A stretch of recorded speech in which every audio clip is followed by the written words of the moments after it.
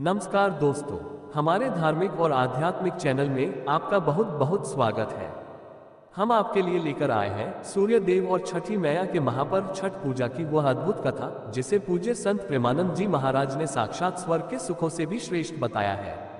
कथा आरंभ करने से पहले अगर आप इस पावन ज्ञान और सनातन धर्म की अनमोल शिक्षाओं से जुड़े रहना चाहते हैं तो हमारे चैनल को सब्सक्राइब करना और बेल आइकॉन दबाना न भूलें।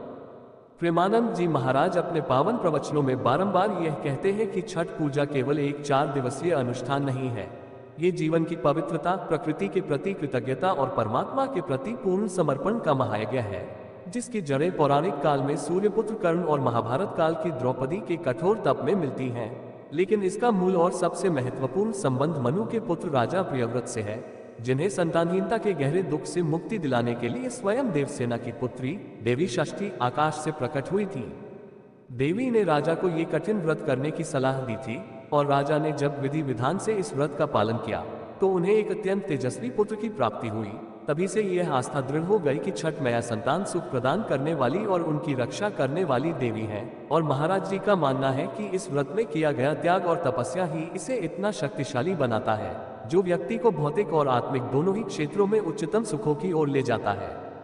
प्रेमानंद जी महाराज इस पर्व की दिव्यता का वर्णन करते हुए बताते हैं कि छठ पूजा में कुछ ऐसे गहन उपाय और सिद्धांत छिपे हैं जो हमारे जीवन को शुद्ध और उन्नत बनाते हैं।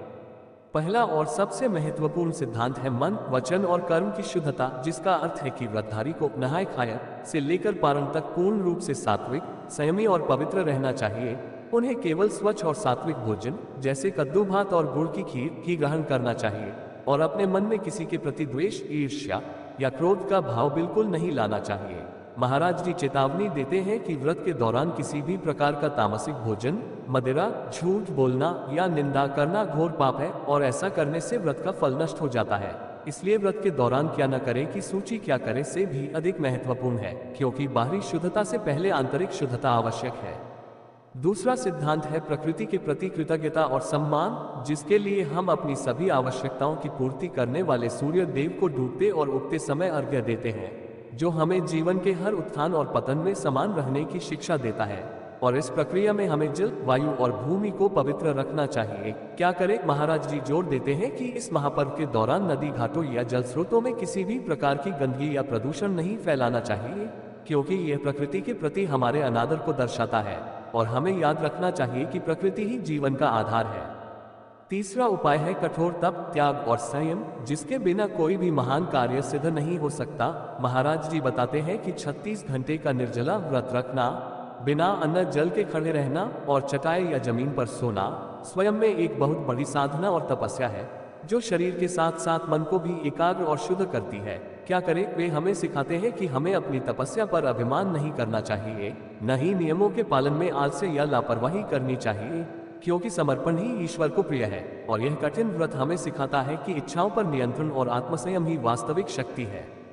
चौथा नियम है निस्वार्थ भाव से सेवा और दान, जिसका मतलब है कि छठ पूजा का प्रसाद न केवल घर में बल्कि पूरे समाज में वितरित होना चाहिए और व्रतधारी को अपनी सामर्थ्य के अनुसार गरीबों, जरूरतमंदों और घाट पर सेवा करने वाले लोगों की सहायता करनी चाहिए। क्या करें? महाराज जी यह भी चेतावनी देते हैं कि यह सेवा करते समय दिखावा या किसी प्रकार का प्रतिदान, बदला की अपेक्षा नहीं करनी चाहिए, बल्कि निस्वार्थ भाव से कार्य करना चाहिए, क्योंकि सच्चे दान में ही ईश्वर का वास होता है और ये दान और सेवा का भाव ही इस पर्व को और अधिक पवित्र बनाता है।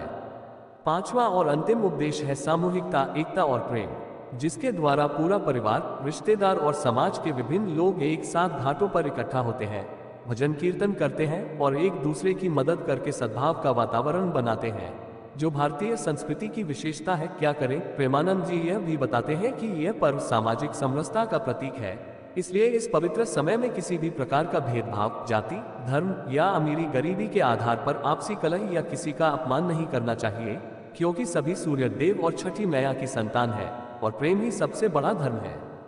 महाराज जी के अनुसार छठ पूजा में किया गया ये कठोर तप, त्याग और नियमों का पालन व्यक्ति को सांसारिक मोहमाया से ऊपर उठाता है और उसे वह आंतरिक संतोष और पवित्रता प्रदान करता है, जिसे पाने के लिए योगी भी वर्षों तक साधना करते हैं। इसलिए इसका महत्व स्वर्ग के सुखों से भी बढ़कर है, क्योंकि स्वर्ग केवल क्षणिक सुख देता है, जबकि छठ का व्रत आंतरिक और चिरस्थायी शांति देता है।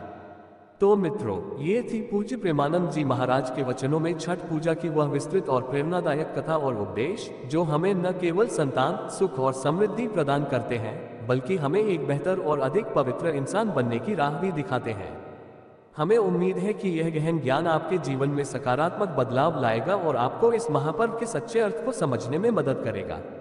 इस पवित्र ज्ञान और उपदेशों को अपने मित्रों और परिवार के साथ साझा करें, ताकि वे भी इस दिव्यता का लाभ उठा सकें। मिलते हैं अगली कथा में, तब तक के लिए नमस्कार और जय छठी मैया।